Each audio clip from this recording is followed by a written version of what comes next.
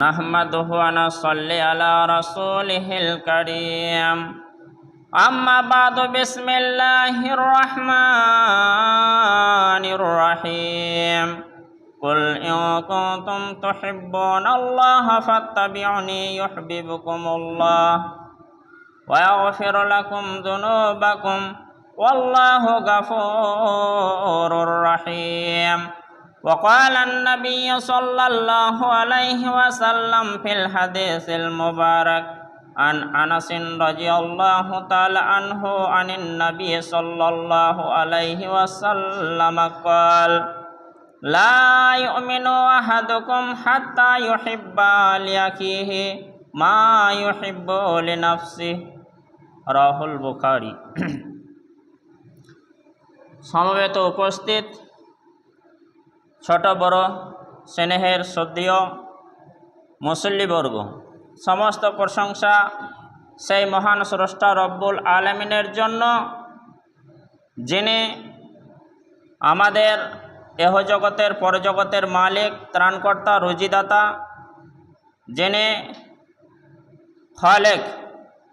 তো সেই আল্লাহ তাআলার জন্য ছোট্ট আকারে আমরা একটা প্রশংসা আদায় করি, দিল মন এক জায়গা করে একত্রিত করে একবার মিষ্টি ভাষায় বলি আলহামদুলিল্লাহ। তারপরে পরে রাহমাতুল লিল আলামিন, বিশ্বের সেরা মানব এবং নবীদের সর্দার জনাব আহমদ মুজতবা মোহাম্মদ মুস্তফা রাসূলুল্লাহ সাল্লাল্লাহু আলাইহি সাল্লামের উপর আল্লাহ তাআলা কোটি কোটি কোটি কোটি সালাম বর্ষণ করেন। আল্লাহুম্মা আমিন। আল্লাহুম্মা সাল্লি আলাইহি ওয়া বারিক আলাইহি। মুসল্লিবর্গ, কোরআনুল কারীমের 3 নম্বর সূরা আল ইমরান আয়াত নম্বর 31 আপনাদের সামনে রাখলাম।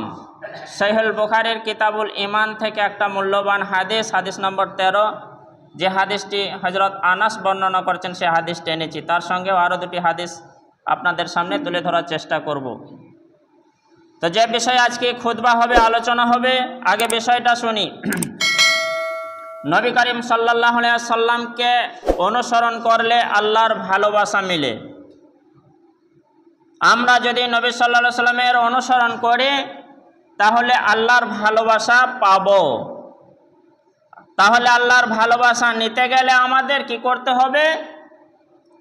নবী সাল্লাল্লাহু আলাইহি সাল্লামের অনুসরণ করতে হবে। এ কথাটা আল্লাহর বাণী, কোরআনুল কারীম। তাহলে প্রথমে শুনুন যে আয়াতটি তেলাওয়াত করেছি। আল্লাহ তাবারাক তাআলা বলছেন, বিসমিল্লাহির রহমানির রহিম, কুল ইন কুনতুম তুহিব্বুনাল্লাহ ফাত্তাবিউনি ইউহিব্বুকুমুল্লাহ ওয়া ইয়াগফির লাকুম যুনুবাকুম ওয়াল্লাহু গফুরুর রহিম। আহা, কি সুন্দর কথা! আপনাদের আগে মন দিয়ে শুনুন, একটা একটা করে বলি, তারপর একসঙ্গে বলছি। কুল, কুল মানে হে নবী তুমি বলে দাও, ইন মানে যদি, কুনতুম মানে তোমরা, তুহিব্বুনা তোমরা ভালোবেসে থাকো বা ভালোবাসতে চাও, লাহা আল্লাহ আল্লাহকে, ফাত্তাবিউনি অতএব তোমরা আমার অনুসরণ করো। আল্লাহ রাসূল এটা বলছেন। তাহলে একসঙ্গে শুনুন, কুল ইন কুনতুম তুহিব্বুনাল্লাহ ফাত্তাবিউনি, হে নবী গো তুমি তোমার সাহাবীদের সহ সমস্ত মানুষদের জানিয়ে দাও, তোমরা যদি আল্লাহকে ভালোবাসতে চাও তাহলে ফাত্তাবিউনি তোমরা আমার অনুসরণ করো, অর্থাৎ তোমাদের রাসূলের অনুসরণ করো। ইউহিব্বুকুমুল্লাহ, তাহলে আল্লাহ তোমাদের ভালোবাসবেন। তো ফাত্তাবিউনি এই কথাটা নিয়ে আজকে বিস্তারিত তাফসীর হবে। তোমরা আমার অনুসরণ করো। আল্লাহ রাসূল সাল্লাল্লাহু আলাইহি ওয়াসাল্লাম বেঁচে থাকাকালীন সাহাবীদের সুবিধা ছিল আল্লাহ রাসূলের অনুসরণ করা। তাহলে এখন রাসূল বেঁচে নেই, তিনি মদিনায় শায়িত চিরনিদ্রায়। তাহলে আমরা কিভাবে অনুসরণ করব? তো আল্লাহ রাসূল চলে গেছেন, আল্লাহ রাসূলের বাণী রয়ে গেছে, আল্লাহ রাসূলের আদর্শ রয়ে গেছে, আল্লাহ রাসূলের জবানের কথাগুলি রয়েছে তথা হাদিস আছে, সেইগুলিকে মেনে চললে আল্লাহ রাসূলের অনুসরণ করা হবে। সেই হাদিসগুলিকে আমাদের আমল করতে হবে, আমার রাসূল যেগুলি বলেছেন সেগুলি মানতে হবে, যেগুলি নিষেধ করেছেন মানা যাবে না, এটাই অনুসরণ। তাহলে আল্লাহ রাসূলের অনুসরণ প্রথম হাদিস আপনাদের সামনে পেশ করি, আসুন। আন আনাসিন, সহিহ বুখারী কিতাবুল ঈমান, হাদিস নম্বর 13, বর্ণনা করছেন আনাস।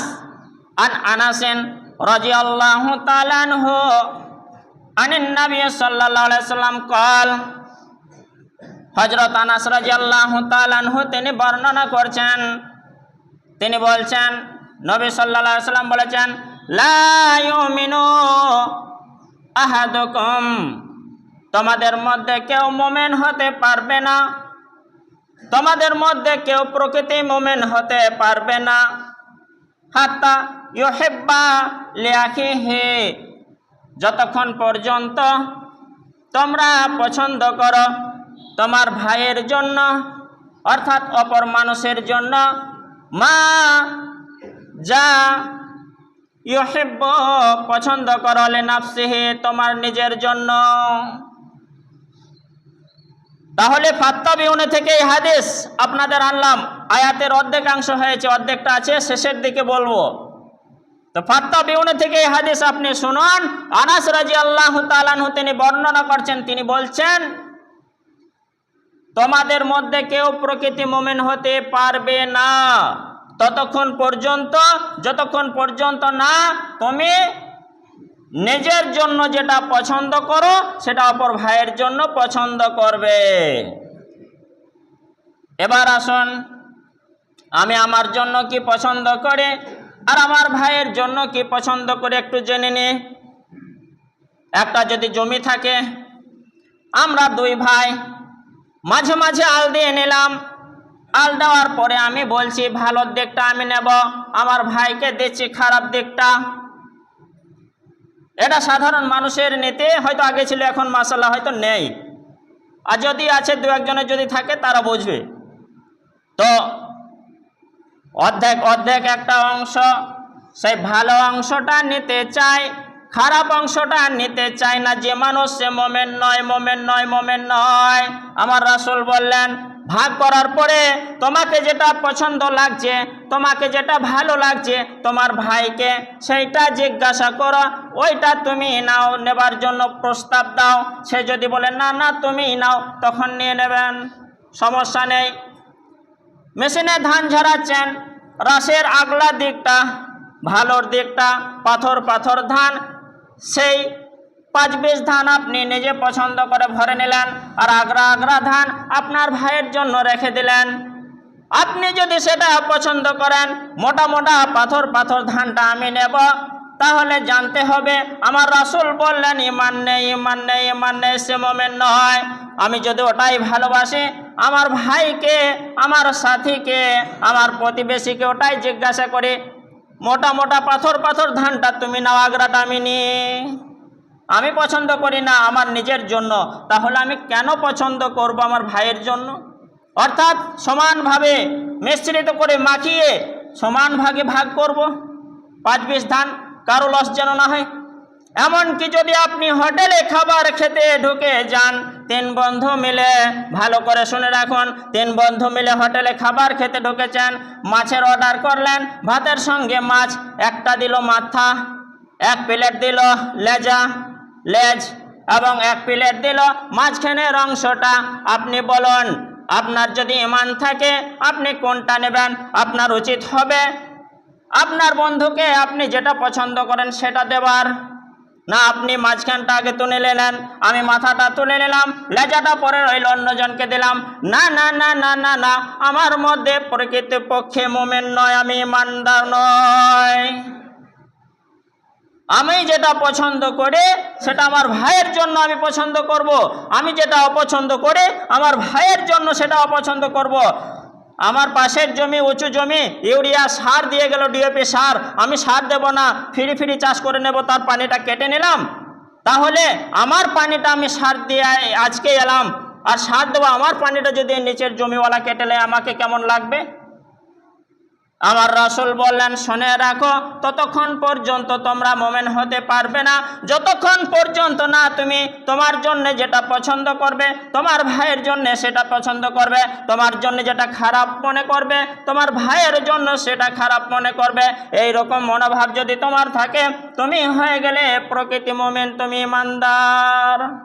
এইটা হলো ফাত্তাবিউনি। আমার রাসূল বলেন, আমার ইত্তেবা করো, অনুসরণ করো। 1 নম্বর।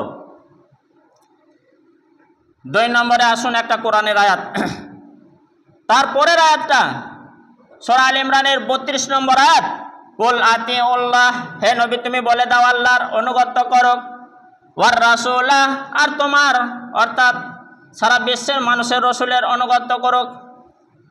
ফাইন তাওয়াল্লাহ, তারা যদি মুখ ফিরিয়ে চলে যায়, ফাইন্নাল্লাহা লা ইউহিব্বুল কাফিরিন, আল্লাহ তাআলা কাফেরদেরকে পছন্দ করেন না। ফাইন তাওয়াল্লাহ, তারা যদি মুখ ফিরিয়ে চলে যায় বা তোমরা যদি মুখ ফিরিয়ে চলে যাও, তাহলে কি হয়ে যাবে? ইনডাইরেক্ট আল্লাহ তাআলা বললেন কাফের হয়ে যাবে। আল্লাহ রাসূলের কাছ থেকে, আল্লাহ রাসূলের বাণী থেকে, আল্লাহর বাণী থেকে, আল্লাহর অনুগত্য থেকে কেউ যদি মুখ ফিরিয়ে চলে যায়, এই যে ইনডাইরেক্ট আল্লাহ বললেন সে কাফের হয়ে যাবে। আর কাফের হলে আল্লাহ লা ইউহিব্বুল কাফিরিন, আল্লাহ তাআলা কাফেরদেরকে ভালোবাসেন না, পছন্দ করেন না। এবার আসুন আবার সেই আল্লাহ রাসূলের বাণী, ফাত্তাবিউনি।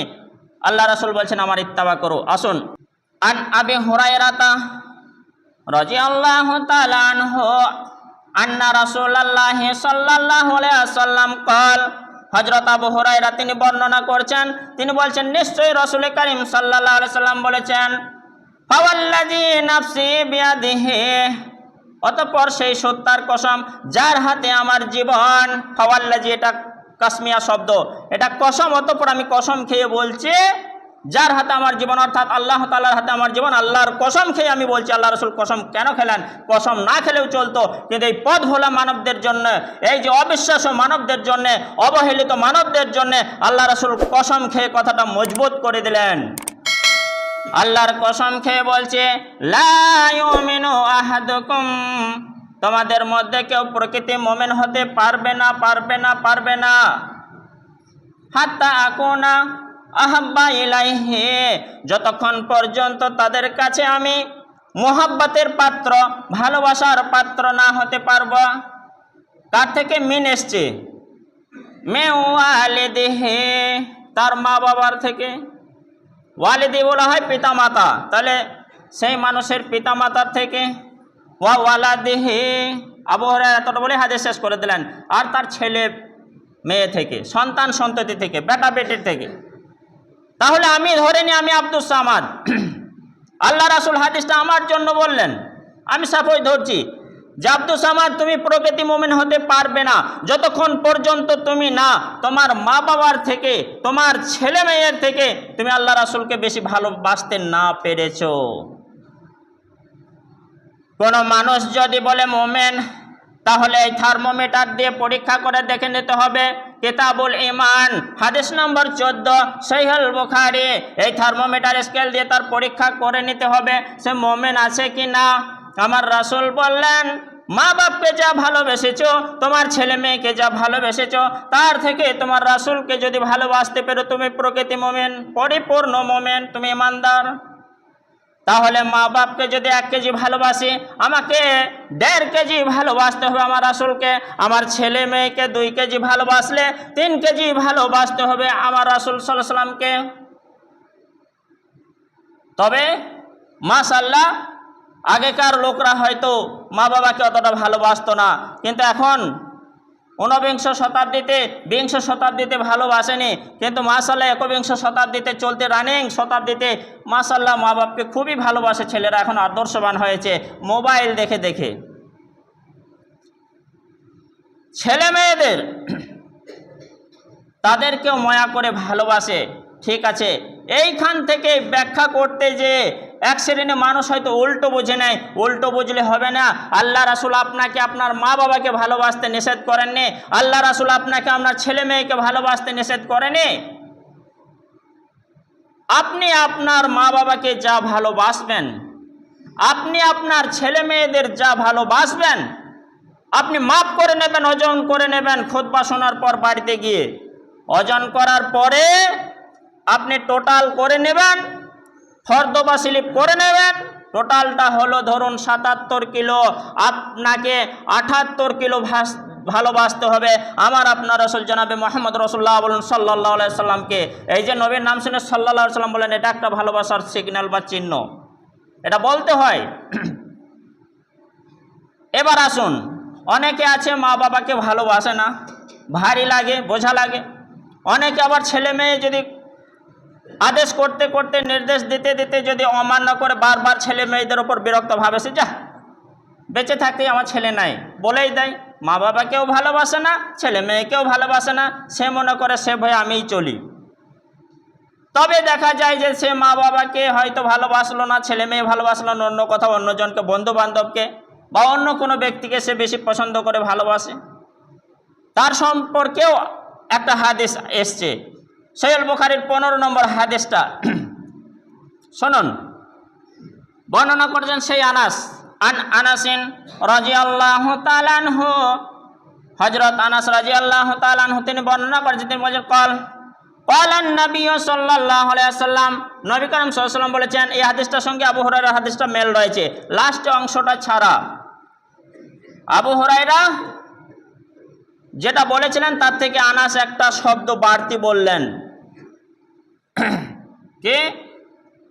ক্বালান নবী সাল্লাল্লাহু আলাইহি ওয়াসাল্লাম, নবী করিম সাল্লাল্লাহু আলাইহি ওয়াসাল্লাম বলেছেন, লা ইউমিনু আহাদুকুম, তোমাদের মধ্যে কেউ প্রকৃতি মুমিন হতে পারবে না হাত্তা কুনা হাব্বা ইলাইহি, যতক্ষণ পর্যন্ত না আমি তার কাছে প্রিয় পাত্র হব, ভালোবাসার পাত্র হব, মোহব্বতের মানুষ হয়ে দাঁড়াব। মেওয়ালিদিহি, তার মা বাবার চেয়ে, ওয়ালাদিহি, আর তার সন্তান সন্ততির চেয়ে, ছেলে মেয়ের চেয়ে, তার যে ছেলে মেয়ে আছে, সন্তান সন্ততি আছে, তার থেকেও ভালোবাসার পাত্র না হব। ওয়ান্নাসি আজমাইন, আর সারা পৃথিবীতে যত মানুষ আছে তার থেকেও আমি ভালোবাসার পাত্র যতক্ষণ না হব, ততক্ষণ পর্যন্ত সেই ব্যক্তি প্রকৃতি মুমিন নয়। ভালোবাসতে গেলে অন্তরটাকে পরিষ্কার করে আমার রাসূলকে ভালোবাসতে হবে। শুধুই ভালোবাসলাম আমার নবী বা কোনো ছোট ছোট বাক্য দিয়ে আমি পরিচয় সমাজকে জানান দিলাম যে আমি রাসূলকে ভালোবাসি, তা নয়। আমার রাসূলকে ভালোবাসতে গেলে রাসূল যেরকম চলেছেন, রাসূল যেরকম বলেছেন, রাসূল যেরকম খেয়েছেন, আমার রাসূল সাল্লাল্লাহু আলাইহি ওয়াসাল্লাম যেরকম আদেশ করেছেন, যেরকম নিষেধ দিয়েছেন, সব কিছুর ওপরে আমাকে আমল করতে হবে। তাহলে মোট কথা টোটাল আমাকে জেনে নিতে হবে,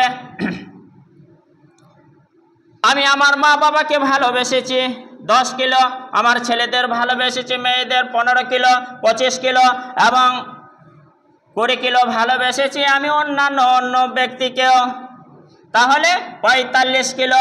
আমি যদি 45 কিলো আমার পরিবার সহ সবাইকে ভালোবেসে থাকে, আমাকে 50 কিলো ভালোবাসতে হবে আমার রাসূল পাক সাল্লাল্লাহু আলাইহি ওয়াসাল্লামকে।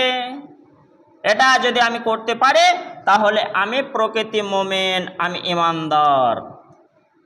আর এই ভালোবাসাটা যদি না থাকে তাহলে প্রকৃতপক্ষে ঈমানদার নয়, মুমিন নয়।